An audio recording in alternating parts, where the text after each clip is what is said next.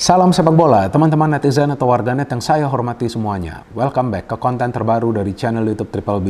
Dan di konten terbaru hari ini saya ingin memberikan preview dari dua pertandingan Liga 1. Yang pertama antara Persib Bandung versus Bali United yang akan dimainkan nanti malam mulai pukul 19.00 waktu Indonesia Barat. Dan yang kedua antara Persebaya Surabaya versus Persikabo 1973 yang akan dimainkan besok sore mulai pukul 15.00 waktu Indonesia Barat.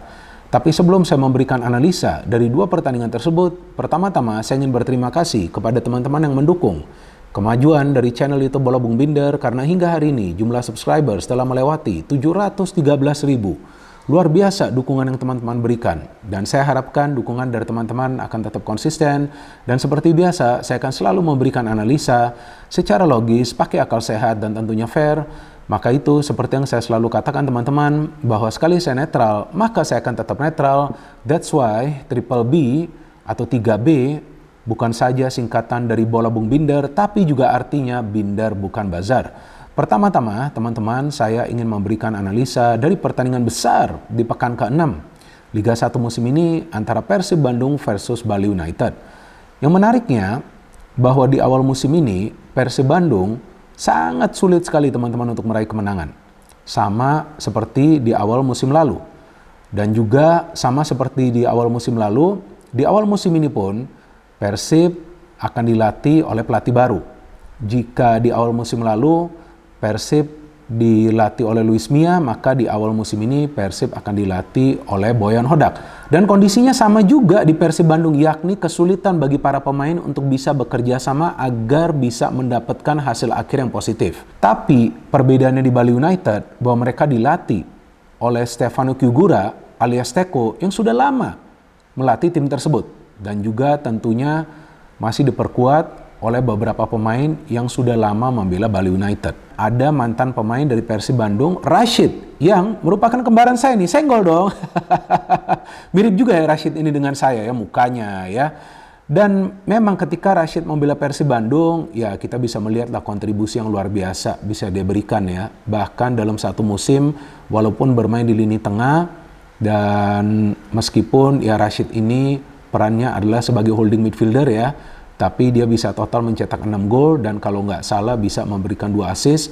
Bahkan duetnya dengan Maklok adalah salah satu duet terbaik di lini tengah dari Liga 1. Cuma ya sekarang dia sudah pindah ke Bali United dan sejak Rashid membela Bali United ya kita bisa melihatlah performa dari Bali United mulai berubah ya. Dan memang mereka masih mengalami kesulitan untuk meraih kemenangan, tapi mereka sudah bisa meraih kemenangan. Walaupun harus comeback ya di 3 pertandingan terakhir, tapi kan pada intinya ya mereka bisa menang dan mereka tidak banyak kemasukan gol lagi karena di 3 pertandingan terakhir mereka hanya kemasukan 1 gol di setiap pertandingannya. Kenapa bisa seperti itu? Ya karena jika teman-teman cermati maka lini tengah dan lini pertahanan mereka ini semakin rapat, nggak seperti di 2 pertandingan awal. Dan juga Bali punya pemain-pemain yang sekarang di tengah bukan saja mengandalkan agresivitas tapi juga mengandalkan kecepatan. Seperti adanya Sidik Saimima, Nofri Setiawan, Ramdhani Lestaluhu dan juga tentunya Rashid. Dan di depan kita tahu mereka juga punya banyak pilihan. Salah satu yang berbahaya selain Jefferson Aziz adalah Privat Barga. Kemudian mereka juga masih punya pilihan untuk memainkan Irfan Jaya. Dan di pertahanan ya mereka punya pemain baru Dolah yang sudah mencetak 1 gol dan partnershipnya bagus juga dengan Kadek Arel ya, pemain muda ya, baru berusia 18 tahun ya. Padahal dia baru berusia 18 tahun loh, tapi bagus juga sekarang performa dia. Dan memang ya sudah harus lah ya Teko sekarang memberikan peluang kepada pemain-pemain muda setelah sebelumnya kita tahu bahwa Bali United diperkuat oleh banyak pemain senior. Tapi kali ini ya mereka perlahan-lahan mulai melakukan regenerasi dan seperti biasa ya ada Ricky Fajrin juga dan penjaga gawang ya mantan penjaga gawang dari Arema FC ya, Adilson Maringa. Sedangkan dari Persib Bandung ya kita juga tahu lah banyak pemain baru mereka ya. Seperti Rian Kurnia yang telah mencetak gol, ada Iputu Gede, ada Edu Febriansyah dan kemungkinan debut dari Levi Madinda ya akan terjadi di pertandingan ini dan peran dari Madinda ini akan sangat dibutuhkan ya teman-teman karena kita tahu bahwa Bali United punya lini tengah yang bagus ya sekarang dengan adanya Rashid. Jadi Madinda ini harus menyibukkan Rashid untuk lebih fokus dalam bertahan daripada dia juga ikut untuk membantu serangan supaya mengurangi pilihan dari Bali United ketika mereka coba untuk membangun serangan ke area pertahanan dari Persib Bandung. Jadi ya ketika Rashid itu nanti dipres terus, ya tentu dia akan lebih sibuk lah ya untuk bisa mengorganisir permainan mendekati lini pertahanan dari Bali United. Dan Eber Besa tentu adalah pemain yang paling berbahaya. Nah, artinya peran bagi McClough sangat dibutuhkan jika McClough bermain di pertandingan ini. Tampaknya dia sudah bisa bermain ya. Dia harus benar-benar bisa mengawal Eber Besa, dan akan lebih baik dia benar-benar fokus untuk bisa merapatkan barisan antara lini pertahanan dengan lini tengah supaya jangan ada ruang yang terbuka. Nah, di pertandingan sebelumnya lawan Persik Kediri kan Persib Bandung ya dengan coach Yaya Sunaria mengandalkan formasi 4-3-3 yang bisa berubah menjadi 4-2-3-1. Ya, ini adalah formasi yang sebetulnya ideal juga sih. Kenapa ideal? Karena dari segi menyerang dan juga bertahan tuh jumlah pemainnya sama. Jadi untuk bisa mengurangi kesalahan dari para pemain Persib ketika mereka terlalu lama menguasai bola. Jadi ketika bola itu lepas dari penguasaan mereka, maka akan ada pemain lain yang bisa cepat ya mengamankan situasi. Dan bagi Persib Bandung di pertandingan ini yang paling penting jangan sampai melakukan satupun kesalahan terutama di lini tengah, karena Bali United punya kemampuan untuk membangun transisi positif yang cepat dengan mengandalkan speed dari para pemain mereka. Dan kita tahu ada salah satu fullback di Bali United yang merupakan mantan pemain dari Persib juga, kita tahu Ardi Idrus kan. Nah, dia juga biasa akan overlap tuh ketika nanti Bali United akan coba untuk memberikan pressing kepada para pemain Persib yang bermain di dua sektor flank. Jadi apakah itu Edo atau Iputu Gede atau mungkin di depan ya, ketika bermain dengan penyerang sayap mengandalkan Rian Kurnia atau juga Ciro Alves atau mungkin juga Febri Haryadi. Jadi kalau feeling saya teman-teman, pertandingan nanti malam akan berjalan ketat. Ya tentu Persib sebagai tuan rumah punya peluang untuk meraih kemenangan, tapi yang paling penting bagi para pemain Persib, mereka harus bisa menjalin kerjasama yang rapi supaya mereka bisa mencetak gol lebih dulu dan kemudian benar-benar fokus dalam bertahan. Kenapa saya mengatakan fokus dalam bertahan? Karena seperti yang sama-sama kita ketahui, bahwa lini pertahanan dari Persib masih kurang kompak. Dan sekarang saya ingin membahas pertandingan kedua antara Persebaya Surabaya versus Persikabo 1973 yang kita tahu juga adalah pertandingan yang penting bagi Persebaya Surabaya, sama seperti Persib Bandung, karena sama seperti Persib Bandung, Persebaya Surabaya juga belum bisa meraih kemenangan di pertandingan home mereka. Betul kan teman-teman? Dan di pertandingan sebelumnya lawan Persija Jakarta, ya walaupun Persebaya bermain dengan 10 pemain untuk waktu yang cukup lama, tapi mereka tetap bisa menyulitkan para pemain Persija yang bermain di lini pertahanan. Masalahnya bagi Persebaya Surabaya di pertandingan tersebut adalah minimnya kreativitas dari lini tengah, sehingga mereka terlalu fokus untuk bermain dari kedua sektor sayap, mengandalkan Bruno Moriera atau juga Sho Yamamoto yang sebetulnya bisa dibaca oleh para pemain Persija. Dan di pertandingan-pertandingan sebelumnya juga yang saya perhatikan, bahwa para pemain yang bermain di lini pertahanan Persebaya yang mengandalkan garis pertahanan yang tinggi itu sering terlambat untuk cover, ya, untuk menutup ruang-ruang yang terbuka setelah mereka menyelesaikan sebuah proses dalam membangun serangan.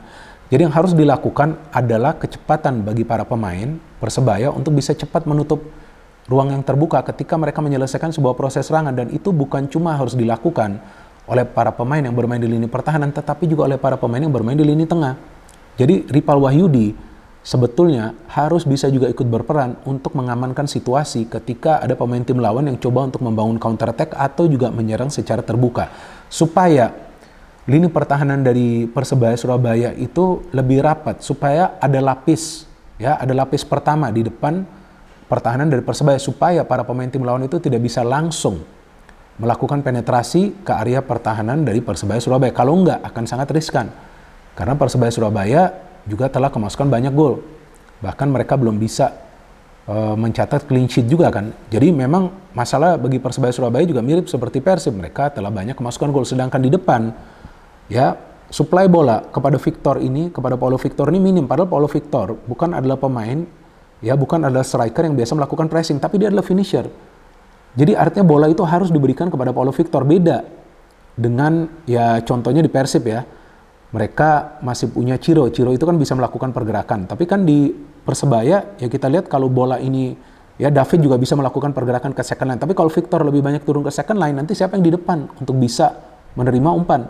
Kalau hanya mengandalkan Bruno dan juga Sho, ya tentu itu bisa dibaca oleh para pemain tim lawan. Dan Persikabo 1973, sayang mereka juga kesulitan dalam urusan mencetak gol, karena mereka adalah salah satu tim yang baru mencetak 6 gol, sedikit banget. Walaupun mereka juga kemasukan 6 gol, tapi mereka harus bisa mencetak gol. Kalau nggak salah mereka sekarang punya pelatih baru juga. Nah artinya bagi Persebaya Surabaya di pertandingan home mereka kali ini, mereka harus bisa mencetak gol minimal di 20 menit awal jalannya pertandingan ini dan kemudian coba untuk menggandakan keunggulan itu. Nggak cukup hanya unggul dengan 1-0. Karena kita tahu bahwa seringkali Persebaya Surabaya juga itu kemasukan gol ya setelah mereka unggul. Jadi mereka harus bisa mencetak 1 gol kemudian menggandakan keunggulan itu untuk bisa mendapatkan 3 poin, dan sangat penting bagi Persebaya mulai mendapatkan 3 poin di kandang sendiri karena sekarang mereka berada di zona papan bawah, betul kan? Dan beda 1 peringkat saja dengan Persikabo 1973. Dan sayangnya untuk pertandingan ini Persebaya juga krisis pemain kan. Nah, absennya Zé Valente dan juga Alwi Slamet ya, jika mereka memang absen lagi, seharusnya bisa ditutupin oleh Andre Octaviansyah dan juga Muhammad Iqbal. 2 pemain ini sangat baik teman-teman.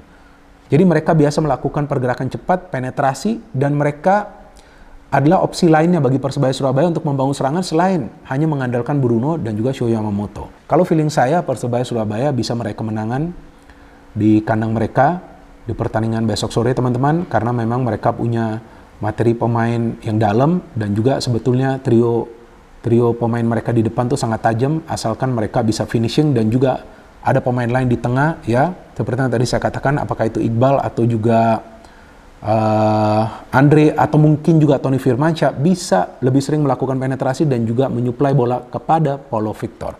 Jadi kita tunggu saja teman-teman 2 pertandingan ini yang saya yakin akan berjalan seru dan kemungkinan akan ada banyak gol yang tercipta. No hate, no politics, only football. Tunggu. Satu hal lagi ya, semoga wasit nanti yang bertugas bisa juga mengambil keputusan-keputusan yang benar sesuai dengan kejadian di atas lapangan. Memang saya ada baca beberapa komentar dari teman-teman yang kembali mengeluh soal wasit, tapi kan sudah pernah saya jelaskan bahwa saya sudah capek membahas soal wasit, dan saya harapkan kali ini wasit bisa bekerja dengan benar dan juga mengambil keputusan secara tepat sesuai dengan kejadian di atas lapangan. No hate, no politics, only football. Salam sepak bola.